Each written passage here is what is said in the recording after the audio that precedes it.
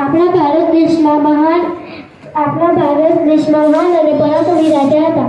તેમનો જન્મ 19 ફેબ્રુઆરી 1630 ના રોજ મહારાષ્ટ્રના શિવનેરી કિલ્લામાં થયો હતો. તેમના પિતાનું નામ શાહુજી અને તેમની માતાનું નામ જીજાબાઈ હતું. છત્રપતિ શિવાજી મહારાજ બાળપણથી જ વીર અને સાહસી હતા.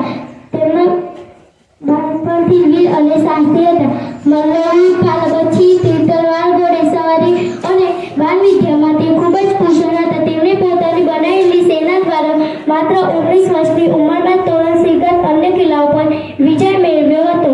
છત્રપતિ શિવાજી મહારાજ મરાઠા સામ્રાજ્યના સંસ્થાપક છે. તેમણે બીજાપુરના સેનાપતિ અફઝલ ખાને હરાવ્યો હતો.